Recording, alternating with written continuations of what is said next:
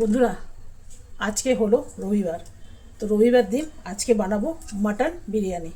অনেক দিন ধরেই ভাবছি বানাবো বানানোর হচ্ছে না। তো এইখানে চাল আছে, চালটা আমি একটু ভিজিয়ে নেব। এই যে এটা দুজনকার জন্য হচ্ছে, জানি না বেশি হবে কিনা, তবে এক একটা চাল এক এক রকম। তো চলুন এটা একটু জল দিয়ে আগে ধুয়ে নিই। এখনই ধুয়ে ভালো একটু ভিজিয়ে রাখবো। এখন ভিজিয়ে রেখে পরে যদি ধোয়া হয় তাহলে ভেঙে যাওয়ার ভয়টা থাকে। প্রথমে পেঁয়াজগুলো বেরেস্তা বানিয়ে নেব। মাটন বিরিয়ানি অনেক দিন বাদে বানাচ্ছি, তাই ঘরের মতন একদম সাধারণভাবে বানাবো, এটাই আমাদের কাছে খুবই ভালো লাগে। দোকানের চেয়ে তো ভালোই হয়।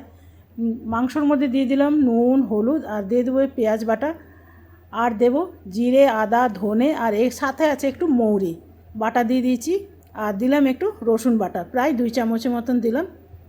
এখানে দেবো একটু কাশ্মীরি লঙ্কা, দিয়ে দিলাম ঝাল লঙ্কা, দিয়ে দিলাম সামান্য তেল।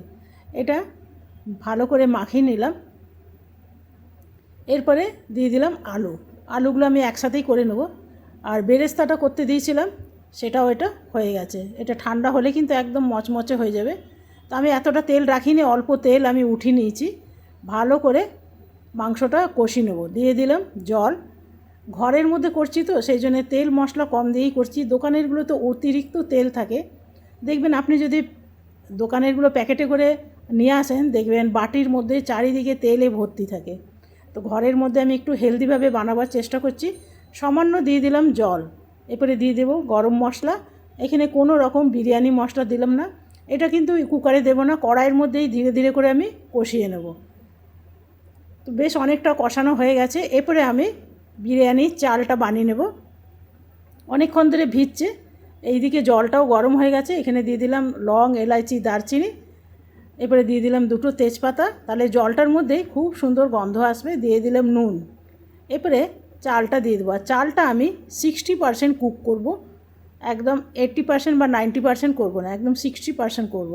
আর বাকি 40% আমি কড়াইয়ের মধ্যে করব। তো ভাতটা ফুটে উঠেছে, তো ভাতটা একটু চেক করে নিই হয়েছে কি না দেখে নিই। তো দেখলাম ভাতটা একদম 60%-এর মতন হয়ে গেছে। এরপরে ওইটা নামিয়ে নেব।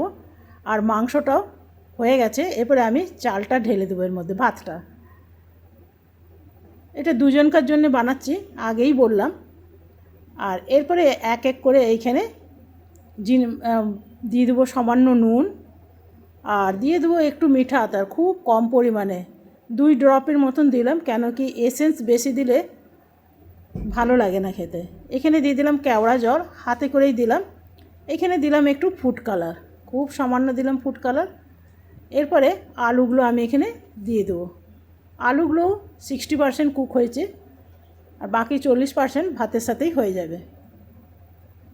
উপর থেকে দিয়ে দিলাম বেরেস্তা। ঘরের মধ্যে চটজলদি এর চেয়ে ভালো কী হতে পারে। উপর থেকে দিয়ে দেবো ঘি, ব্যাস। এরপরে দিয়ে দেবো কভার। এরপরে বিরিয়ানির সাথে খাবো, তার জন্যে বানাবো একটু রায়তা। এখানে নিয়ে নিলাম দই, আর একটা শসা আমি ছুলে রেখেছি, সেটা এর মধ্যে আমি গ্রেট করে নেব। ভালো করে একদম বড় যেই দানাটা আছে সেইটা দিয়েই করে নেব। তো সব কটাই আমার গ্রেট করা হয়ে গেছে। এটা বড় সাইজের আমি একটা শসা নিয়েছিলাম, সবটাই দিয়ে দিলাম। এর মধ্যে নুন বা চিনিটা দেব না, নুন দেব। উপর থেকে দিয়ে দিলাম একটু পুদিনা পাতা, দিয়ে দিলাম জিরে গুঁড়ো, দিয়ে দিলাম নুন, চিনি দেব না। এরপরে বিরিয়ানিটা চেক করি। বিরিয়ানিটা কিন্তু আমার একদম রেডি হয়ে গেছে। উপর থেকে দিয়ে দেবো লেবু, আপনারাও দেবেন কিন্তু ভীষণ ভালো হয়। আর দিয়ে দেবো উপর থেকে সামান্য একটু নুন, উপর থেকে একটু নুন দিয়ে দেবো, ব্যাস। বিরিয়ানি কিন্তু আমার একদম রেডি হয়ে গেছে। এখানে সেদ্ধ করতে দিয়েছি ডিম না এলে বিরিয়ানিটা একটু খালি খালি লাগে। আর আপনাদের একটু দেখায় কতটা সুন্দর হয়েছে। সাধারণ কিন্তু অসাধারণ লাগবে খেতে, কেন কি আমি একটু এসেন্সগুলো কম দিয়েছি। ঘরের মধ্যে খেলে না আমি একটু এসেন্সগুলো কমই দিই, দোকানে এত বেশি গন্ধ থাকে না, সেই জন্য খেতে পারি না। আর রান্নাঘরটা দিয়ে কত রোদ আসছে দেখুন।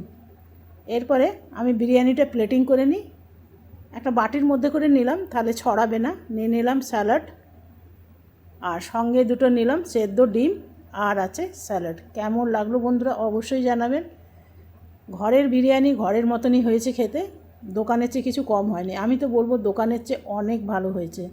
আশা করি আপনাদেরও ভালো লেগেছে। আজকের মতন এখানেই শেষ করলাম। ধন্যবাদ।